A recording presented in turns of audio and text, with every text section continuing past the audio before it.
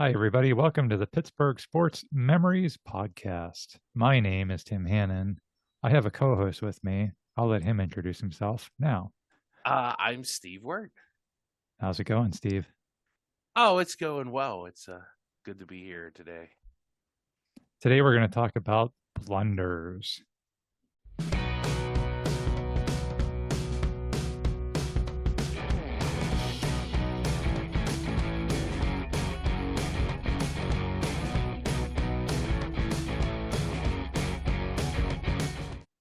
So yeah, a lot of well-known blunders in Pittsburgh sports history, both for and against a Pittsburgh team. Neil O'Donnell throwing the interceptions in the Super Bowl, Jose Lean's error against the Braves. You got Vontez Burfict and Pac-Man Jones handing the Steelers a playoff game by absolutely losing their minds. Barry Foster. Barry Foster with the kickoff. Pretty much every Pitt football lost in the last 40 years. What about what's his name spiking the ball when he wasn't down? Flex. Plexico. Yeah, that's a good one. Yeah. So yeah, a lot of ones that we all remember and moments that we've covered on the show before. But in this episode, Steve, we're going to cover some moments you may not remember. Cool. So here we go. Let's kick this off with the aforementioned Cincinnati Bungles, because who doesn't love when that team messes up? Tribute to Myron. Sky tribute to Myron. Yeah. Yes, yes. In 1987, the Bengals are playing the Steelers at Three River Stadium. Cincinnati has a 10-point lead entering the fourth quarter, but the legendary Mark Malone leads three Steelers scoring drives to take the lead. So here's the situation, Steve. The Bengals are down to one last drive. It's Steelers 23, Bengals 20. So Cincinnati needs a field goal to tie, right? The Bengals have the ball at the Steelers' 34-yard line with 18 seconds left and no timeouts. Okay, down by three, Steelers 34-yard line, 18 seconds, no timeouts. So what do you do if you're Sam White? That's a long field goal, quite honestly. What down? Was it third down or fourth down? Or I believe it was third down, but so you got to. I would say. I mean, especially back then, I would say you need about 5 to 10 more yards to be like 10 more yards would make it comfortable. 5 yards would make it doable. I mean, 34. You're looking at a 51-yard field goal back in what year was this? Like 87 on the Three Rivers turf with 1980s kickers. Yeah, I mean, that's not a sure thing. Correct. Even like 45 probably isn't a sure thing, but I think it's more for whatever reason it was much more doable. So 18 seconds left. Yeah, you're gonna throw it past the sidelines, but well, I mean, could you throw in the middle of the field? You could if you do it really quickly. Right. And then you would have to get up and spike it. It would have to be a first down, obviously. Yes. So there because it takes about 10 seconds to run a play. I mean, is the general rule. That would leave you with 8. Everybody hurries up, spikes the ball with maybe like 2 seconds left. Yeah. I would think if you do it right. If you take a sack, the game's over. Probably. Or you're running some desperation Hail Mary with like 1 second left. Okay. So let's see what happens. And I do apologize as the audio here is not great.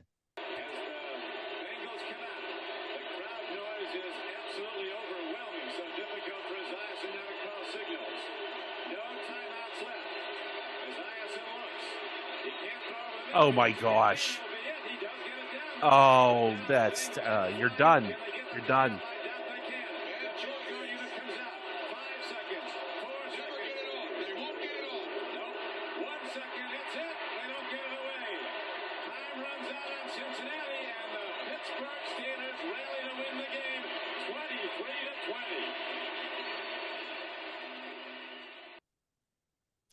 It literally proved my fact. Like he literally completed the pass with 10 seconds, and I did not see that clip beforehand. Did I do? No, you didn't.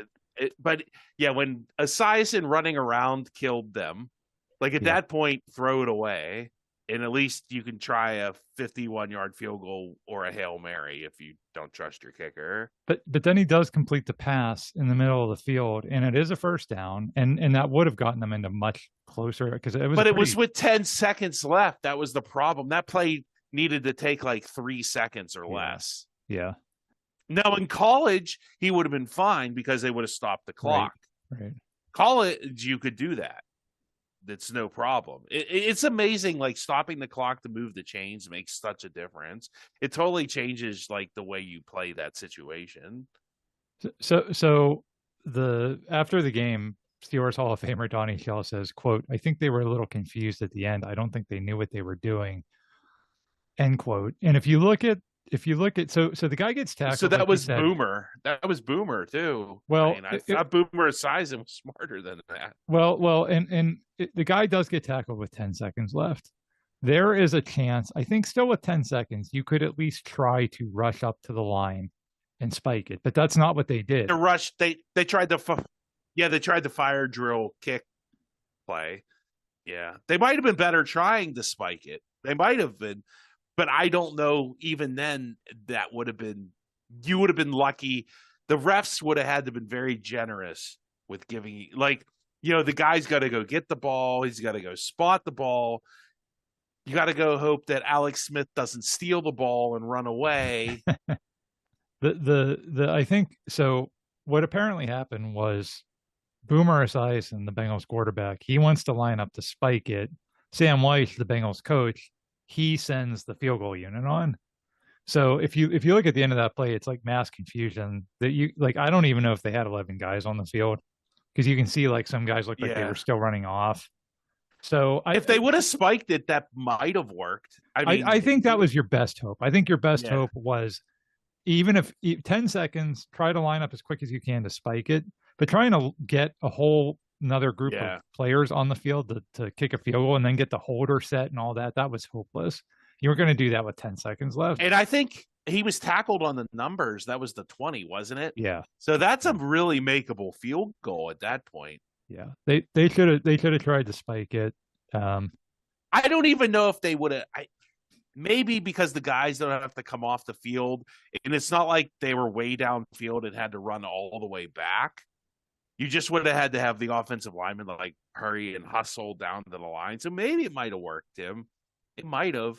There was 10 seconds. It would have been close. It would have been close. It would have been. But either way, Bengals screw up. This is the game, by the way, that earned Sam Weiss the nickname Wiki Wacky Weiss. Courtesy of a post-game quote from Steelers assistant coach Dick Hoke. He says, quote, Wiki Wacky Weiss screws up again. Although, to your point, I don't know that you can blame that completely on Sam Weiss. I mean, Boomer, like you said, why scramble? You can't scramble. You have to throw a quick pass. If it's incomplete, fine, but you have to throw it quickly. You can't run around in the pocket and try to wait for a guy to get open, which worked. I mean, he did get, running around did get the guy open, but then you didn't have enough time.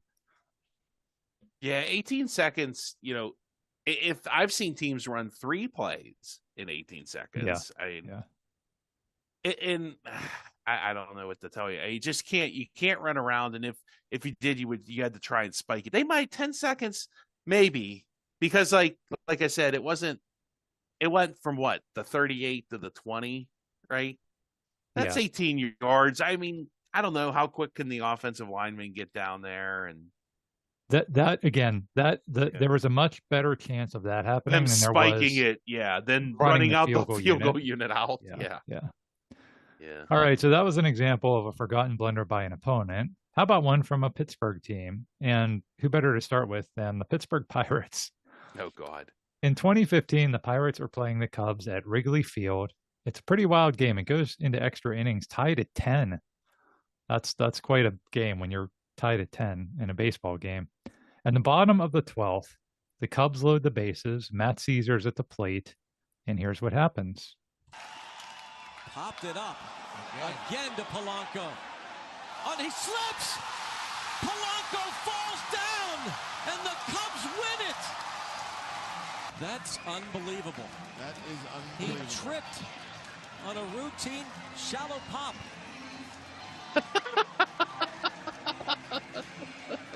Sorry. Let's go Bucks. Woohoo! Buy them season tickets. Hey, season tickets on sale now, Tim. Wow, that's I remember that. That was bad. They showed it in Allegheny Health Supermo. Like we needed to see that in super slow motion to see the dude. Like I gotta say, Gregor Polanco was one of the most, what did I say, enigmatic players Yes. the Pirates have ever had. Like, dude is good. Like he could really hit, and he could field too. He had a great arm. I remember I was at a game, a guy hit a sharp ball to right field, and he threw the guy out at first. So I thought, oh man, I've only heard of Roberto Clemente doing that. I never heard of anybody else. But boy, he just, and then he hurt his shoulder, and I think that kind of ended his career once he got hurt. And it just, That was a shallow pop fly too, because there was only one out with the bases loaded. So that wouldn't have even been a sacrifice fly because it well, was so shallow. they could have called the infield fly rule. No, not for an outfielder. I I mean, mean, it wasn't that shallow. I mean, it yeah, did go into right field, so you yeah. can't. But you're right. It was that shallow. It was basically a pop up. It wasn't a fly ball. It was Yeah. like a pop up, and he just trips over his He own has a feet. great arm too. Like Right. maybe I think he was thinking about the throw before the catch. Oh, maybe that's true. Yeah. And he definitely, like I said, he threw a guy out at first from right field. There's definitely no way he wouldn't have.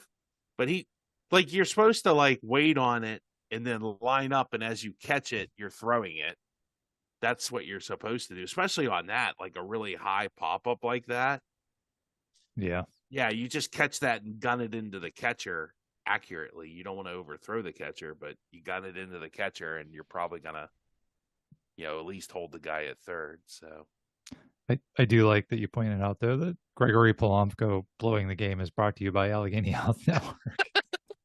that was a nice touch. super slow, like we needed to see that in super slow mo. Oh, I'm falling. It's like watching the guy with used to get shot by the cannonball, like in slow motion. You can see like the look on his face when he realizes that he's like starting to trip. It's like you can see the fear in his eyes. Thanks to Allegheny Health Network super slow mo cam. Okay, well we got to get some pit moments on here. So many blunders to choose from. Well, you do have your yeah. Which one do you want to go with, Tim? Let's go with the 2000 game at Blacksburg. Pitt is taking on the undefeated number 2 team in the country, Virginia Tech. That's normally a problem for the number 2 team. You don't want to play number 2 against Pitt. Yeah, or normally a problem for Virginia Tech because historically Pitt had their number. Well, except in Blacksburg. Blacksburg, it was more of a 50-50 proposition, but in Heinz Field, Acrisure, whatever, bet the house on Pitt. I mean, you bet your mortgage, bet your kids' college savings, Pitt's going to win. And the perfect example was that game Pitt lost to Youngstown State the week before and then beats a ranked Virginia team the week after. Yes. Yep. So in 2000, the Hokies have this quarterback. His name is Michael Vick. He's pretty good, but Pitt has a pretty good offense that year too. And this game quickly turns into a shootout. Also, Vick gets hurt and has to leave the game. Yeah. So Pitt has all the momentum. It's 34-34 in the game's final minutes, and Pitt has the ball at the Virginia Tech 40-yard line, and they're about to pull off the biggest win probably at that time, Steve, since the Dan Marino era. Remember, this is 2000. Yeah. So I mean, other than maybe like the West Virginia win in 97 that got them to the bowl game, this would probably have been the biggest win in like 2 decades. So let's see what happens. Polite went in motion. Turman pumps and throws wide over open. the middle, incomplete. Wide open. That wasn't as egregious. I mean, he was wide open, but I think there was some pressure. He kind of moved around a little. Yeah. So Pitt quarterback John Turman has. There was still 5 minutes left to go in that game too. Yeah, but that would have given them a touchdown lead. And what ends up happening is Pitt has to punt, and then Virginia Tech wins the game on a last-second field goal. Yeah, by a kicker that wasn't very good. I remember that. Right, but if this Pitt scored a touchdown, then they would have had to score a touchdown to match. And I don't even remember who their quarterback was. I don't know. It was whoever was backing up Michael Vick. So that's what I'm saying. They had their backup It quarterback. wasn't Jim Drunkenmiller. That's for sure. No. But they had their backup quarterback, and they would have had to drive the length of the field for a touchdown. I think that play wins the game for Pitt. And RJ English, the wide receiver, I mean, he's just wide open. It's a touchdown. It's a 40-yard touchdown.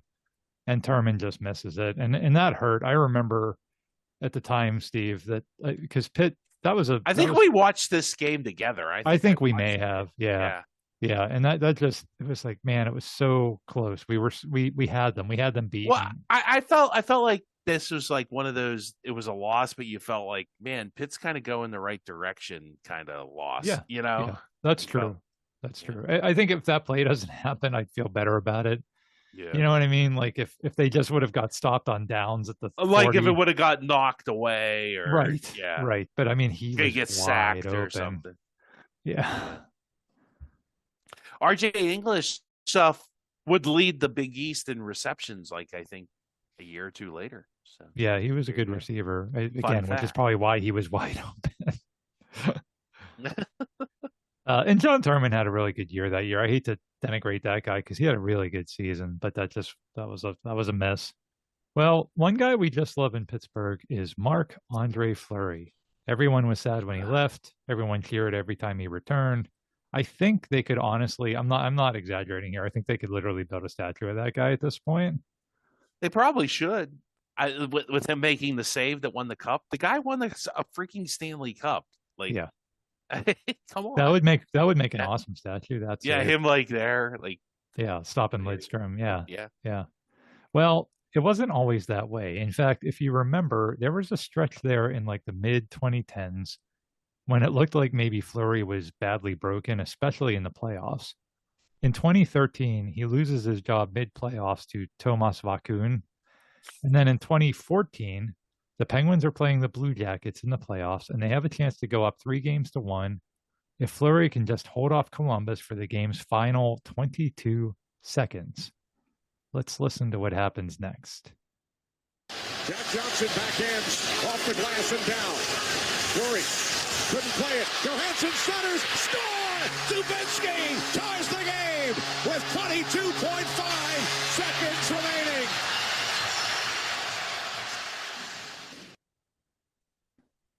Fleury was really bad at handling the puck. He was the antithesis of what's his name? Brodeur. Brodeur. Yeah. He's the exact opposite of Brodeur. So let's tell people what happened there. Fleury tries to play the puck from behind the net, which is always a mistake. Especially with 22 seconds left. Like, I think he was probably thinking 22 seconds, if I can just throw this thing down the ice, then the game's over. But let your defenseman do that, right? Or just throw it behind the net and let them all like get in a big scrum behind the net and fight over it. Yeah. And so what, he tried to shoot it up the glass, I guess, and it got stopped, or and then the Columbus player got it and fed it out in front, and then there was literally, it was an empty net. Yeah. Like the Blue Jackets had an empty net to shoot in with 22 seconds left in the game, and they were down by 1. So do we win this series? Well, hold on. Let's stay with this game because remember that only sends into overtime. So maybe Fleury can redeem himself in overtime, right? What do you think? Let's see. Nick Foligno to the Penguin line. Shoots, he scores! Foligno wins it in overtime. This series is tied at 2. Wisniewski takes out Mata. Quick up from Ryan Johansson. And that's just an easy save by Marc-Andre Fleury, and he boots it. Give Foligno credit. He shoots it. It's a sinker, but Fleury's got to have that. Ouch. How'd that even go in? Like between the legs, or? No, it went to his left side. It was I mean, that's a bad one. Yeah. It was a bad one. I mean, maybe the other goal was still in his head. Yeah. I think that's honestly what happened, is the other goal was still, because this was only 3 minutes into overtime. And Foligno, I mean, that was just like you heard in the announcer say, he just kind of took a shot from the blue line. It wasn't even like that much of a shot. And it just went right past him. The good news to your earlier question, Steve, is that the Penguins do go on to win that series, and Fleury does go on to revive his career after that. But boy, that was like a rough little stretch there that fortunately not too many people remember. I think they even got him like a sports psychologist. Remember that? I think so. Well, I remember he changed the color of his pads from like gold to white or something. I don't know if that helped. That's what did it. I doubt it. Like I saw I saw a tribute video because I guess he's retiring this year, right? I think he's retired. He's retired, yes. Yeah. So they did like a little tribute video on the internet. Like I don't know if it was the NHL or like a fan from, it was obviously from either Vegas or Minnesota, and 90% of the highlights were from Vegas. I was surprised. Like, so he really did have a little resurgence out there in Vegas. Like, maybe he just needed a change of scenery. I mean, not like, I know people would always be like, oh, he's terrible. And I never thought he was terrible. He was really athletic and he could make really great saves, but his two big issues were handling the puck and rebound control. And when he could control the rebounds, I don't think handling the puck he was ever going to get good at. But I thought rebound control, if he could play the rebounds to the corner, because that's why they went with Vaucoon there that one year. Because if you watch Vaucoon, he didn't make spectacular saves, but on normal plays, he played them to the corners. And that really, like, even Brodeur would do that too. So, yeah. You either got to absorb it and not give up a rebound, but if you're going to give up a rebound, make sure it goes to the corner. Yep. Yeah. So, whatever. Those were the days when we actually had like a decent goaltender. That was the days where we could be in the playoffs to lose a playoff game. Yeah, really. All right, let's talk some Steelers-Ravens. That's a great historical rivalry. In fact, we even have a book you can purchase on Amazon detailing the history and all the amazing stories from that great rivalry. You can get a link for that in the show description. Tons of great finishes, lots of iconic moments, but also some blunders. Any involving head coaches standing on the field? No, because that's a memorable blunder. We're going for forgotten blunders. And we'll cover two of them, one by Baltimore and one by Pittsburgh. Well, that's fair. That's fair too. Yeah, we want to just be even it out a little bit. So let's start with the 2002 Steelers-Ravens game at Heinz Field. And this one is a rare shootout. I mean, a lot of those Steelers-Ravens games, especially back in the early 2000s, they were like 10-6. This one, the Steelers lead 34-31 in the final seconds. So that's already kind of a misnomer there because that's always odd when it's a shootout. It's a shootout. So the Steelers have a 3-point lead, but Ravens quarterback Jeff Blake has driven his team all the way down to the Steelers' 10-yard line. The immortal Jeff Blake. I forgot he played for the Ravens. What year is this? 2002. Jeff Blake was still in the league in 2002? And playing for the Baltimore Ravens. God, he was a Steeler killer. Ugh. Well, in this game, he's about to kill the Steelers because they have the ball at the 10-yard line. They're only down by 3. No timeouts, but like the 1987 Bengals, still enough time on the clock to run a play. Since they're at the 10-yard line, maybe they take a shot, maybe 2 shots at the end zone. Worst case scenario, the pass falls incomplete. You just trot out your kicker. Don't take a sack. The game into overtime. Yeah, don't take a sack. Don't do any. Turn the ball over. Yeah, don't play hero ball, right? Just maybe take a shot at the end. If it isn't there, throw it out into the first row. Yeah. Okay, well, let's see what Jeff Blake does. 21 seconds left. Blake back. Has time. Floats a pass to the left corner of the end zone, and it's intercepted in the end zone. The Pittsburgh Steelers play takeaway. Thank you to Wayne Washington. Wow. The Baltimore bench just stands there in disbelief because their opportunity to send this thing into overtime has just gone right down the drain. Wow. Horrible throw to throw right into the heart of double coverage. I mean, well, Wayne Washington comes through. I forgot about that. Jeez. Gotta love Tunch just being like so dumbfounded that he threw that pass. Because it's like, what? And did Jeff Blake start another game after that? Because I remember he just like kind of unceremoniously went out of the league in a hurry. That's a great question that I don't have in front of me. He may not have. That might have been the end of Jeff Blake. Because he went from Cincinnati to Arizona and like had it was like, oh, it's Arizona, they stink, but he didn't look terrible. But boy, that was like I said, was he trying to throw it out of the end zone? Because if he was, that he literally threw it like Lee Flowers, and like the receiver for Baltimore was out of bounds. Number one, number two, like Dwayne Washington, that was the easiest interception of his career. Like he didn't even gun it. He didn't like float it real high. He kind of like just floated it to Dwayne Watt. Wow, that's maybe he didn't get everything he wanted on it. I don't know. It was a duck. He just threw up like a duck into double coverage. Like you said, the Baltimore receiver wasn't even close to it. It just I don't know what he was thinking there. Like Tunch said.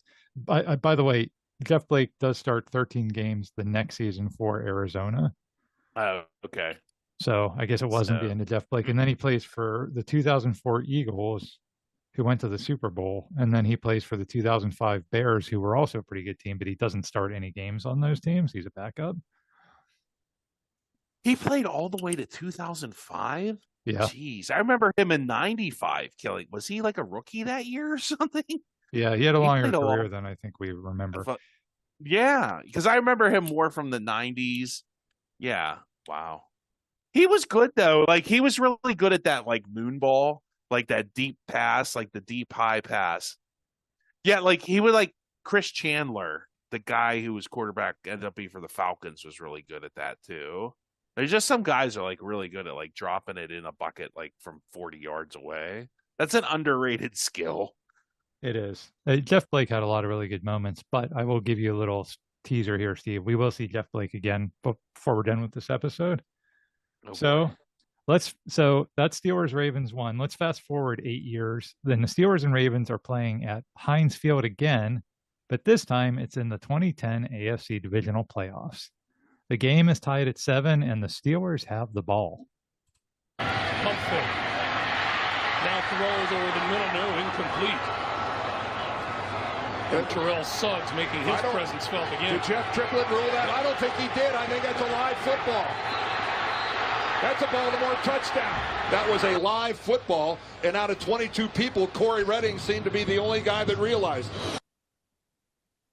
So Baltimore gets a touchdown because so what happens is Ben Roethlisberger gets hit, the ball comes out, and everyone just kind of stands around thinking it's an incomplete pass, but it's actually a fumble. It's a live ball.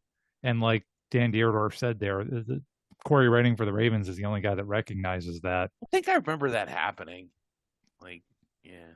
And that was a playoff game. That stayed a fumble too, didn't it? Yes. Yeah. So Mike Tomlin challenges, but surprise, he loses the challenge because Tomlin has never won a challenge in his life, and the Ravens get a touchdown. Who won? What game was that? The blowout? No, this one actually has a happy ending because the Steelers come back and win. That's the Antonio Brown helmet catch game. Oh, okay, yeah. Yet another great story you can read about in our book. Sweet. So Steelers Ravens, a great rivalry. You know what else is a great rivalry? Pitt, West Virginia, the backyard brawl. The 2004 edition of that game is played on Thanksgiving night. Steve, were you at that game? I don't remember. I'm pretty sure I was though. So I was at this game, and to this day, it's the coldest I've ever been in my entire life, and I'm not exaggerating. I literally kept running to the restroom to attempt to warm up. My cousin came to that game with us, and she got frostbite on her finger. Really? Like, yeah, it was brutal. It was brutally cold. Now, I thought the Pitt Miami game was colder that one year. It would have been like a year before, maybe. It also could have been that it was Thanksgiving night, and so I think I was with family that day. I might not have been as, prepared for the elements as I might have normally been. Yeah. But I know that's the coldest I've ever been in my life. So that game is super important too, because it's going to decide who wins the Big East Conference that season and plays in the Fiesta Bowl. They needed to win that. Yeah. Yeah. And it ends up being a close, low scoring game given the brutal weather. Pitt takes the lead in the fourth quarter, but WVU has the ball in Pitt territory with about a minute left. And Rich Rodriguez, the coach of West Virginia, decides this would be a perfect time to full Pitt with a trick play. I remember this play. Yeah. And I remember this play now. Double reverse. Pass back to Marshall, maybe. Thrown towards Marshall. It is! Dropped at the goal line! I don't know if that was a blunder. They just didn't execute it. Pitt was there, though. It wasn't like it fooled the Pitt defense. I remember that now. I remember him being open and just dropping it. Yeah. So WVU is down by 3. There's less than a minute left. They run a reverse option pass so they have the quarterback Rasheed Marshall go out as a receiver after he hands it off. And I wouldn't say like he's wide open or anything, but he's open. He was open. I remember him being open and just dropping it. And he drops it in the end zone. I mean, that would have given them the lead with like 55 seconds left. Yeah. So Pitt ends up winning the game and the conference. Fun fact, Rasheed Marshall, the quarterback that dropped that pass, he actually goes to the NFL as a wide receiver. He even spent some time with the Steelers, but he doesn't have much success. Yeah, he was like good at West Virginia. He was from Brashear. I remember that. He was one of those City League guys that went to West Virginia. So he was a good quarterback for them. He wasn't like, as good as Pat White or Major Harris, but he was a good quarterback for them. He beat Pitt like 2 years before as a freshman, I want to say. Or what year was it? 2 years before. Yep, at Heinz Field. Yeah, he beat them. Like, that was an upset too with Larry Fitzgerald. That was one of the few times I remember that game more than this game. And that game, I thought the weather was worse, that 2001 game, because I wasn't in my normal seats. We were on the other side of the field, the home side of the field, in the end zone. And boy, the wind come down like from the closed end and was blowing in me and my dad's face the whole game, and it was like snowing. So I remember that 2002 game being colder than this game. Yeah. Just because I think we were on the opposite end of the field for this game, and that was right in our end zone. I remember him dropping that now. I do remember that play. And you could question Rodriguez running like a complicated trick play, but it worked. Where was it? Where was it at? Like I remember it was like inside the 20, right? Yeah. Yeah. It wasn't quite inside the 20. It was like the 35. Yeah. I guess. I mean, they kind of call that the alumni, It wasn't a bad spot to run a trick play, but I would have ran that on second down, maybe not third down. They went for the home run because I think from the 35 at Heinz that would have Field, been a kill. Yeah. Back in the open-ended Heinz Field days, in that weather, they weren't going to make a field goal from the 35. I'm pretty sure that was the closed end. I'm pretty sure. Yeah, but I'm just saying they weren't good. They weren't. Yeah, you weren't going to make like Adam Vinatieri missed a kick like that. Right. Just like 2 years earlier. Yeah. Okay, so these are forgotten moments. Here's a guy I think a lot of people will remember. It's Jerry Meals. Steve, do you remember what Jerry Meals is famous for in Pittsburgh? Well, he says it's safe. He called the guy safe when he was blatantly out. Yeah. And so in 2011, Meals calls a Braves player safe at home plate. It was the 19th inning of a game against the Pirates. And I've always said, if you take out of the equation how important the game was and you just look at that call in a vacuum, it's the single worst call in the history of sports. Because it's like literally the Pirates catcher standing in front of home plate and he like tags him. Right. He just tags him. Like the guy doesn't even slide, does he? Right. It's just he just tags him. And Jerry Mills somehow says he's out. Or I mean he's safe. Safe. And so anyway, that incident got a lot of attention and a lot of people remember it. And this episode's about forgotten blunders. So that's not the one we're going to talk about. Let's go back about 20 years before that play. The Pirates and Phillies are at Three Rivers Stadium in 1994. Wow. The Pirates lead 5-4 in the 9th inning. Philadelphia has a guy on third base, and there's just one out. So what would be really nice here, Steve? With one out and a guy on third? Well, what would be nice for the Phillies would be a fly ball. A nice deep fly ball, right? Get the guy home, tie the game. So let's see if Phillies outfielder Billy Hatcher can come through. Hatcher 0 for 4 in the game tonight with a 6-game hitting streak and one last chance to extend it. Liner to right field. Caught out there, tagging third. He missed the plate. There's no call. There's no call. There's no call. He's out. See if we can see it right here on this angle. Here comes Stocker over the top. We're looking at the right hand. It appears as if the right hand may have caught the corner of home plate. Now, did he touch it there? Is he above Look where Mills is at, though, and look where Stocker is at. His body is between Mills and where his hand touches the plate. Mills should be back a little bit deeper where he can see the whole play. If the play had taken place out front, he could have seen it. So Kevin Stocker is the guy on third. He easily beats the throw home, but umpire Jerry Mills says, nope, you missed the plate, you're out, even though Stocker clearly touches home plate. So Jerry Mills says it's not safe. I don't know how clear. I mean, that was closer than I think you're saying, Tim. I mean, that wasn't as brutal as the other one. It's not. No, it's not. That's why it's forgotten. I mean, it's not high def either. Like if this was high def and we had the Allegheny, Gregory Polanco slow-mo cam, we could definitely see that. I think for sure he touches home plate. I think the announcer made a good point. He touches it on the black. So I guess that counts as part of home plate, right? I think the announcer made a good point that Jerry Mills was not in the right position. He's like to the side of the catcher. Why wouldn't you be more behind the plate? Well, I think he was expecting, I think he was trying to get a good view for, like the guy said, in front. If the play's in front where it normally takes place, he's in perfect position, But because this guy dives over, I don't know who the Pirate. I think it was Don Slott, maybe. Yeah, Don Slott. Yeah. Don Onslaught's leg is a Chris Bourbon reference. That maybe, I don't know. That's not, in my mind, it's not a great call, but I don't think it's as egregious as other stuff I've seen. No, it's not. But I just think it's funny that, he benefited the Pirates here. So maybe you remembered that all those years later. It's like, boy, I really screwed over the Phillies that one time. Let me screw over the Pirates. I haven't screwed over both the Pennsylvania teams yet.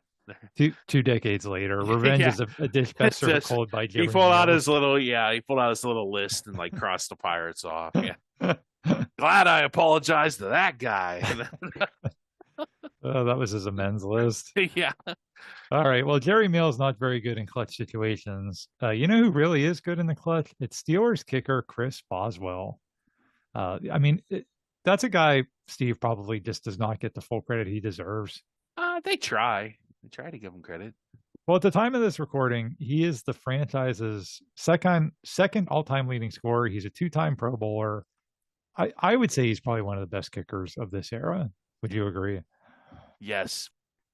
Well, like Marc-Andre Fleury, Boz did have a little rough patch in his career. The 2018 season. Yeah, he missed a lot of kicks that year. I remember that. Yeah, lots of misses. It was later revealed he'd been playing through an injury, so that might have been the reason. Maybe that's why they were patient with him.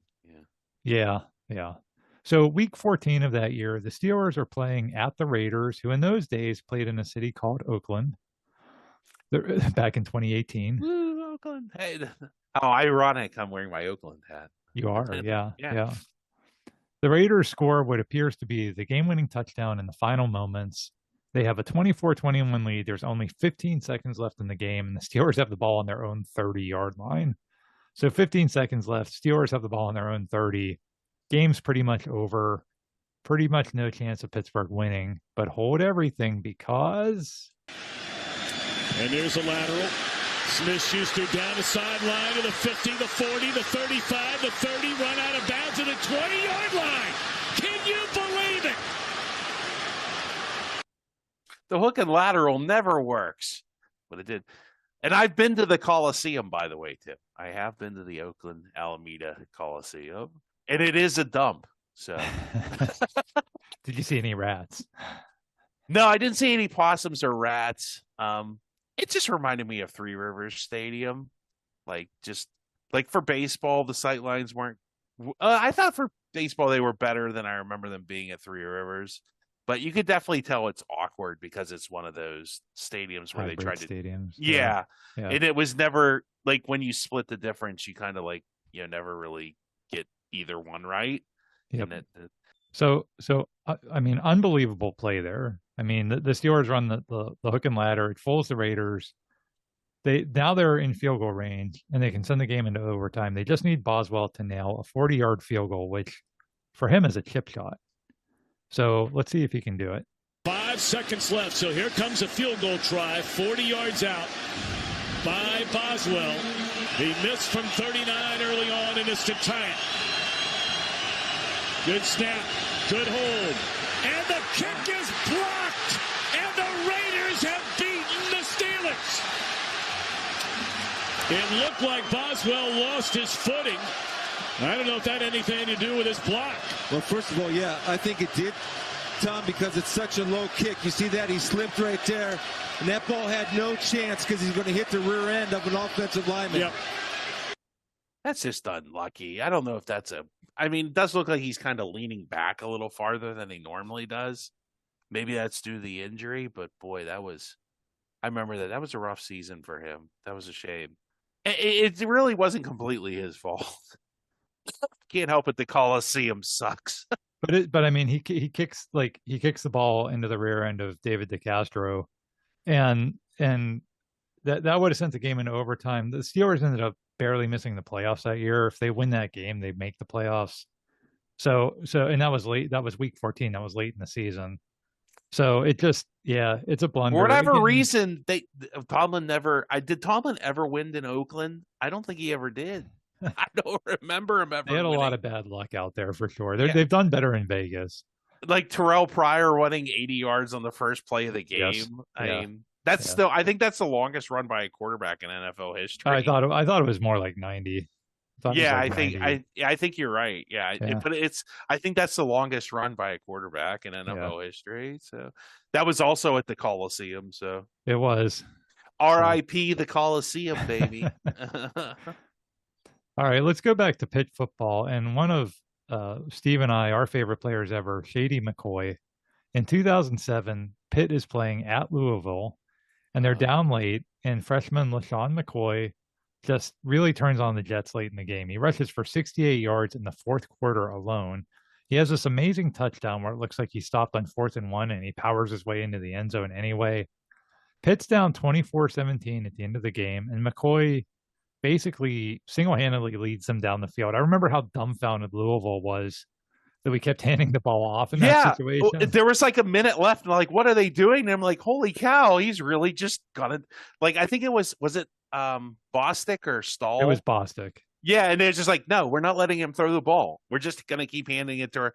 It's the most insane thing. They ran 3 draw plays in a row to get down inside the 5. Well, they get down to the 20 maybe, and then they do let Bostic throw a pass, and he hits, because by that point Louisville just doesn't know what to do. And he hits Derek Turner for the game-tying touchdown, and we're headed to overtime. Or are we? On second look, Turner's knee is down at the 1-yard line. But, oh well, whatever. Pitt has 1st and goal from the 1-inch line, so we're still going to go into overtime, right? Right? Maybe. Pat Bostic to Derek Turner.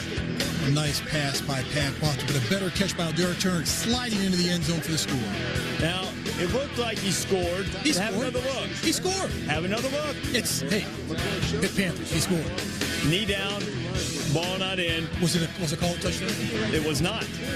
Because on the very next play, LaShawn McCoy puts it on the ground. Louisville's defense makes a play. The Ville, 24-17. Costly bit of officiating, but the call was correct. Louisville defense did not make a play. No. That was extremely generous. Yeah. They fell on the ball. So I mean, if making a play is falling on a ball on the ground, sure, that I guess. Right. Why not? Yeah. Bostic and McCoy botched the handoff. Bostic blames himself for that play. He said he didn't get the exchange off cleanly, but either way, McCoy fumbles, and Louisville's defense makes a play, and I put makes a play in air quotes, by falling on a ball that Pitt just put right on the ground in front. And that replay's not clear that he wasn't in or out. Like, I at least the view on that highlight, I can't tell whether he's in or out. So I don't understand how they get, but it was Pitt in the Big East, and Pitt always gets screwed. And when they're in a conference, the Pitt needs to go back to being independent. If you're going to get screwed, why give all that money to a conference? So 2007, there were a lot of egregious, questionable calls, including later in the West Virginia game. That one, I think, was like his knee looks like it's down at the 1.5 yard line. Wait, how could you tell, Tim? They rolled it. They didn't roll it a touchdown. So because they didn't roll it a touchdown, to your point, they did. The official on the play runs in and calls it a touchdown.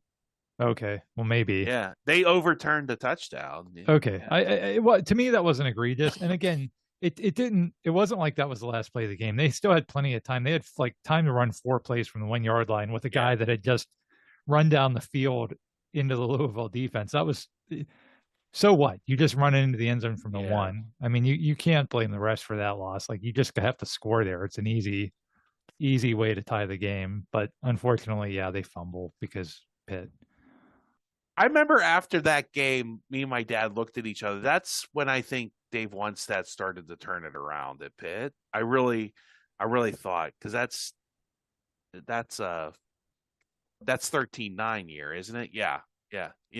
That's the game where I thought Dave Onstad. That's another one of those losses. Remember, like the Virginia Tech loss I was saying? I remember me and my dad looked at each other after that. We thought, boy, this team is getting better. We really thought that. And they got screwed up in Rutgers on a questionable pass interference call later in the year. Like, the Big East, for whatever reason, did not want Pitt going to a bowl game. The thing that few people remember about the 13-9 game, and we covered it in our episode we did about the 13-9 game, is yes, Pitt was 4-7 going into that game, but they were not a bad 4-7 team. They had lost games like this one, where like they played a really good game against a good Louisville team and they fumbled at the 1 yard line, right? There were a lot of games like that. The Rutgers game was another one, like you mentioned, where they could have just as easily been like 6-6. Yeah. Or, I'm not saying they're going to win 10 games, but they could have won 6 games. Easily. So it wasn't as bad of a Pitt team as everybody remembers as their record was going into that West Virginia game. And he was, just to finish, do you remember LaShawn McCoy after that play? No. You remember, inconsolable. Oh, yeah, he was inconsolable. Crying. Yeah, I do. I mean, that. And yes.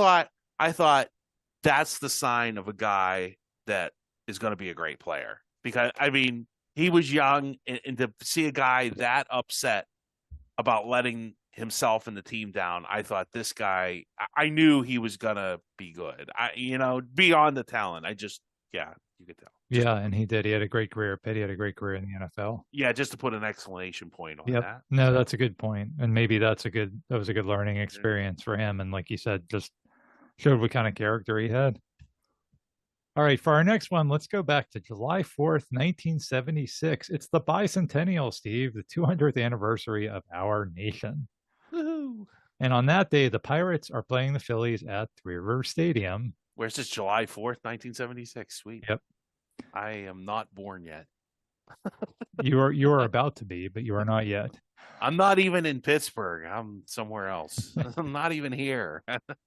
Well, the Phillies are in Pittsburgh, and the Phillies have a guy named Tim McCarver. Steve, do you remember Tim McCarver? Where's McCarver at? Yes. Oh, that was the guy Dion dumped water on. Yes. Yeah. See, I remember him more as an announcer. Well, that was during his announcer time. I guess Dion didn't. He said something disparaging about Dion. Yeah. His playing career ended in 1980, so I think his playing days were a little before our time. But he was an announcer for like years and years, so that's what I remember him as. Well, on this day, he's playing for Philadelphia, and he's catching for Steve Carlton. And the top of the second inning, he is up with the bases loaded, and I will let Tim McCarver tell you what happens next. In the second inning, I got up with the bases loaded, and bang! I hit the first pitch, and I thought, this one's got a chance. By the time I hit first base and saw it go over, I thought, all right, dinger, home run. Wrong. When I turned around, there was my teammate, Gary Maddox. He'd tagged up at first base. I'd run right past him. And when you run past a runner, of course, you're out. I looked up at the second base umpire, Ed Vargo, and said, I didn't pass him. He lapped me. So Tim McCarver hits a grand slam, but he's out at first. Here's actually how that play is scored, Steve. It's What? scored. So what happened? Why did the guy from first come back to first? So the guy at first never left first. He was he was waiting for the ball to go over. Okay, so it's like one of those, maybe it's going to go, maybe it's not. Correct. And Tim McCarver is not like the new player, like the modern players that'll just sit there and flip their bat and watch the ball. He actually hustled down the line. He was running, he was running, and then he rounded first, and then he saw it go over the guy. He was halfway to second. That's why he said he looked up at the second base umpire because he's like halfway to second. All his teammates are like still on their bases. Oh, that sucks. It'd been better if he would have like sat there and done his little bat flip. So who scores? Does anybody score on that? The second and third guy can score, but the guy at first and him can't. No. Actually, here's how that play is scored. It's scored as a single to right field, and all three guys score. So the only guy that doesn't score is the guy at first. No, the only guy that doesn't score is Tim McCarver. He's out because he passed the other runner. Oh my! And it's not a home run; it's a single. So all three guys on base score, but McCarver. Well, he got 3 RBIs out of it. He did. So instead of a grand slam that scores 4 runs, it's a single that scores 3 runs, and he's also out. That's a shame because what was he supposed to do? I guess he should have hustled and at first base just. He should have waited. He should have watched his teammates instead of watching I don't know if he was watching the ball go over the fence. I don't know if he was just running at full speed.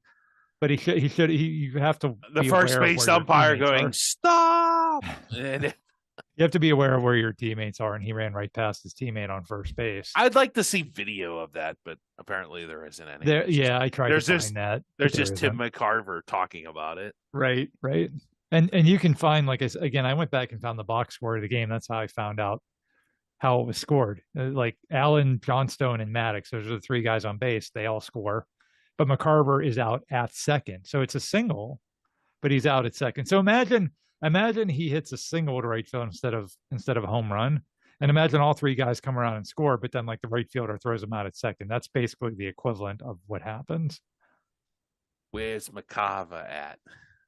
Halfway around first, apparently. All right, for our next one, how about the time the field caught on fire during a Steelers game? In 2015, the Steelers are playing at the Rams, who in those days played in a city called St. Louis. Oh, St. Louis. They have an arch and a baseball team. No football, though. Yeah, back in those days, the olden days of 2015, they had a football team. Back in '05. So here's what happens. For those expecting Pittsburgh and St. Louis, we've been expecting them too. About 12:02 local time was the scheduled kickoff. But during the introductions of the Rams, here's what happened. Pyrotechnics going off. Watch in the lower right part of your screen, you will see a fire flare up inside the 5-yard line. By the time that was put out, some damage had been done. Groundskeepers came out to take a look. The officials took a look. The coaches took a look. A little vacuum cleaning and a little cleanup. The teams were sent back to their locker rooms, and they have since returned to the field, and we are told that the beginning of the game is getting fairly close. Let's go down to Jamie Erdahl. Jamie. Well, Greg, you mentioned that first round of cleanup wasn't as successful as they thought it would be with that vacuum because the pellets had actually melted when they caught fire. They were too fine for the vacuum to pick up, which is why they sent the teams back into the locker room. They knew it was going to be a little longer. As I mentioned before, another worry was with the fire extinguisher, the chemicals that were going to be an eye or a skin irritant for the players. So they wanted to make sure the field turf got wet enough and they truly cleaned off those chemicals. Now, before the team hit the field, I was able to walk over there and get my hand on the part that caught fire. It does have a different texture than the rest of the field turf. None of the players have checked on it yet. Jeff Fisher hasn't come to look at it, but it's about a 2-foot wide circle, and it does feel just a little bit different. We do wonder if that's going to have an impact when those guys run over that spot. So the field catches on fire. The Steelers and Rams do end up playing this game. They just do their best to avoid the spot on the field that's burnt to a crisp. Wasn't that big. Jeff Fisher, Nick Foles, Mike Tomlin, Ben Ross. I think the Steelers win this one. They do. And Ben ends up getting hurt in this game, but it was not because of the fire. The fire, yes. Yeah, it's the Rams. I like the Rams' new uniforms that they've gone back, which are really their old uniforms. Are much better than these uniforms. Yeah. I didn't like the gold. I like when they went back to the yellow instead of the gold. Yeah, I know that's a very confusing thread. Like the old, original Kurt Warner Rams, when he won the Super Bowl. And then remember after the Super Bowl, they changed their logo, the color, like you said, to that deeper gold. But this is much better. Yes. Much better. And, I mean, now they play in SoFi. I guess maybe they won't light the field on fire there in Los Angeles. Los Angeles, they probably not allowed to set off pyrotechnics. They probably have to set off like vegan burgers or something. I don't know. Yeah, the setting off, like they had these huge, like this big fire display. I mean, gosh, I don't know. Do you really need all that? Like Nick Foles requires a sacrifice of field turf. This is my old guy, voice here, but the just, can we just play do we need, and do we need like club level, like loud music between every single play? Yes. Do we need, I have no attention span. I can't pay attention or talk to my neighbor. I will not be forced to interact with another human being during the game. Yeah, it just that stuff just goes overboard to me. But like I said, that's old man speaking. So get off my turf. Yeah, I can't get off my turf. So that was the time the field caught on fire. How about the time where the Penguins lost the same playoff game, not once, but twice? Woo-hoo! So 2014, we're going to go back to 2014 where we were last time. This is after they'd beaten Columbus. They're in the second round now against the Rangers. And we're in overtime of game 1 at the Consol Energy Center, as it was known in those days. And the game is tied 2-2 in overtime. The Rangers have the puck in the Penguins' end. Comes in. Now fully out with the puck. Out in front for Richard. And he hit the crossbar. Now a drive by Stroman. Gets behind Fleury. And then a shot score. Pouliot. Rangers win game 1. Sarge's shot actually went in first to end it. Up and over. That's it. Wow. So it actually went in first. So Brassard's going to get credit for the game-winning goal because that one's actually in. It was in and out so fast, it doesn't matter. But eventually, the Rangers get what they deserve, the win. So it will be Brassard, not Pouliot. Yeah, New York actually scores the game-winning goal twice, and they win game. Well, you didn't see that one. See this one. That'd have to be infuriating for Rangers fans. They probably have a right to be upset over that. Yeah, I mean they made them win that game twice, and they did. So, could you argue with either goal? Yeah. Right. That ends up being a weird series because that's game 1, and then the Penguins win the next 3, but then the Rangers win the next 3 after that and eliminate the Pens. And eliminate what's his name? Mike Johns? No, Fred Dan Shiro. Bausma. Or was it Bausma? Both of them. It was both of them. Yeah. Yep. Yeah. Okay, well, we began this episode with the Bungles, so we're going to end it with the Bungles. And once again, our old friend Jeff Blake is involved, this time as a member of the Cincinnati Bengals, not the Ravens. It's 1996. Cincinnati is playing at Three Rivers Stadium, and Jeff Blake is having a rough day. He has been sacked 9 times. Oh, God. 9 times. 9 times. 9. But Cincinnati is still in the game late in the fourth quarter. They're only down by 3 points, and they're driving for a potential game-tying field goal. So what happens next? Here's Chris Berman doing the highlights that day on ESPN Primetime. And this is just like classic 1990s goodness right here. This is a big play in the game. The Bengals in the fourth quarter still have a chance. On 4th and 1 from midfield, they might as well go for it. Well, who goes for it? Look, watch this now. They're moving up. Now, if I can see it, why can't Jeff Blake see it? They're coming up the middle, and he's down, and he fumbles, and Rod Woodson picks it up, and it's gone. It's as simple as that. The 10th sack results in a touchdown, 20-10. The Steelers win it. 10 sacks. Bungles. David Shula, a classic David Shula maneuver.